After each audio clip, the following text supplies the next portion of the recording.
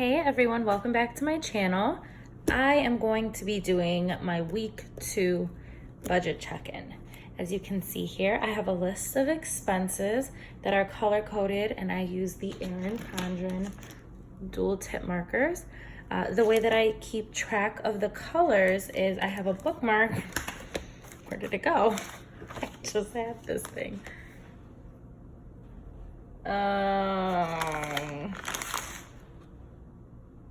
What? Oh. Ah. Okay. So, I have the bookmark that came with the planner. Sticky notes are attached on this side, and then here I just stuck a piece of thick like cardstock paper and put the colors here that I use to log my expenses. So I keep this just, put in here, and then I can look at it for reference as I'm filling my expenses out. If you haven't watched the video already, I recommend you watch my Franken planning because this is a combination of the deluxe monthly and the life planner in the hourly. I've combined the two into two 6-month planners, and within the deluxe monthly portion, I've included a ton of extra note pages within each month. I think they come with 4 total, and as you can see, I have a whole lot more than that. So, like I said, I'm going to be setting up my week, or doing my week 2 check-in. I'm actually going to write that here on the side really quickly. I have like a post-it note on the front of my planner that's driving me nuts. Week 2, and that was 7/6 through, what day did this go up to? 7/14. So they're not like exact weeks. Sometimes one might be a little longer than the other. I'm doing it based on my pay period. So let's say I get paid on Friday, then I'm most likely to do a check-in the following Friday. And then if I don't get it paid again until like that next Monday, then the second check-in will go all the way from like Saturday to the following Monday, if that makes sense. Nonetheless, I have it here. These are all the expenses for week 2.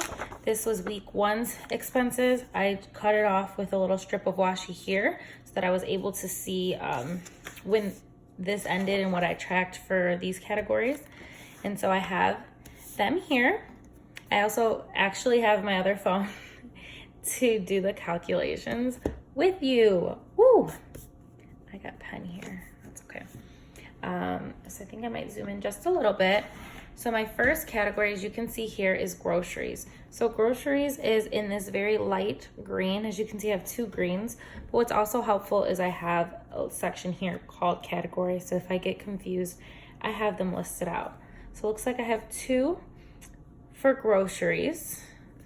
So that is $61.98 and $16.45. So that equals $78.43. I'm gonna go right over to here to spent. I spent $78.43. Now what I'm gonna do is subtract this number here from this number. So 76.45.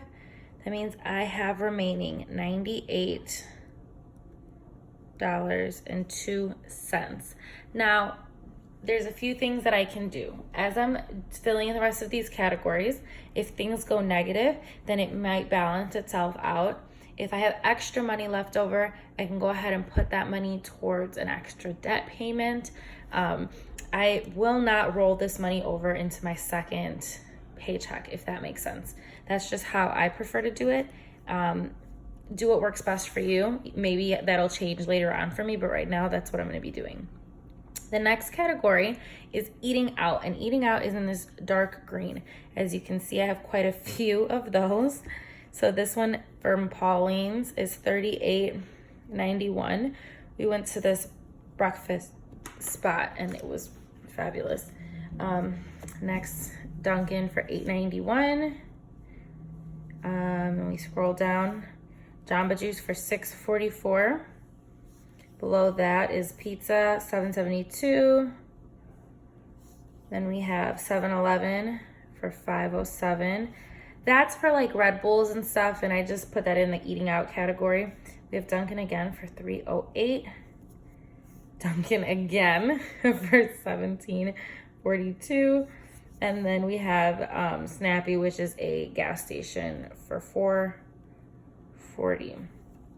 So that means that I spent $91.95, which means I had remaining $73.60. So I've gone negative. So 73.60. That means I'm negative by $18.35. So I'm gonna go ahead and use this mild liner here. This is just the red mild liner. I always put the mild liner first because otherwise it will smear your pen. That means I am negative $18.35. As you can see, I'm already negative in other categories, and yeah. So we have Amari next. Amari is in this light blue color, and it looks like I only have one expense here, and that's for $10 from Jewel. So I'll go ahead and write $10 here. Now I was already negative $5.42. So add that 10, that means I'm negative $15.42.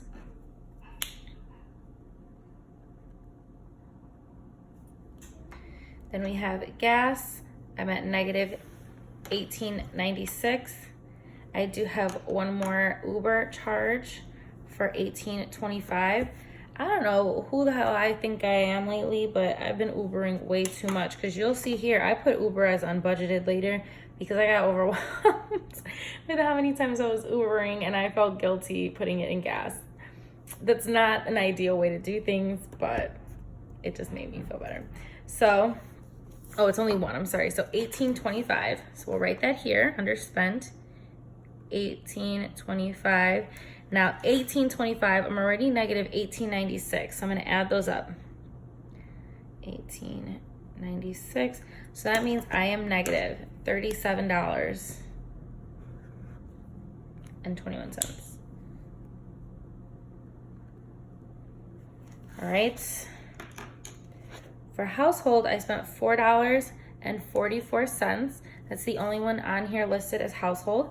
I'm gonna go ahead and put that in my spent category for $4.44.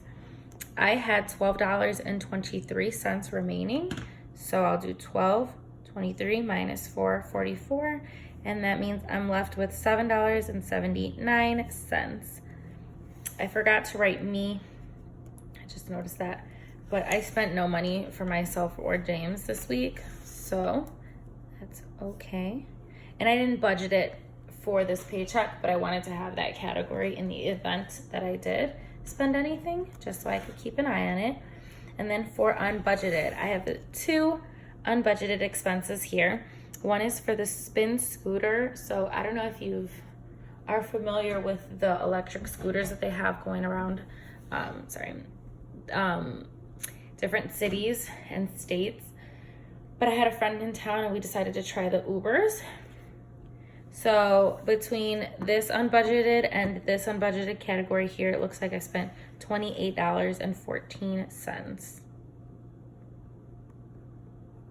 That means I am negative $28.14. So as you can see, I saved money. 14 cents. Okay.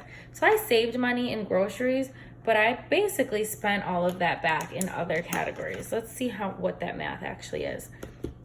So I have $98.02, and I also have $7.79 left from 2 different categories. Now I'm going to subtract these. $18.35 minus $15.42 minus $37.21 minus $28.14. So if you look at that, I'm only still in the clear by $6.69. So it's managed to sort of balance itself out, which is good. It's good that it's balanced and not that I've like gone extremely in the negative, like overall. I did go negative in specific categories, but as you can see, they've managed to sort of balance themselves out. I'm not saying that that's a great thing to do.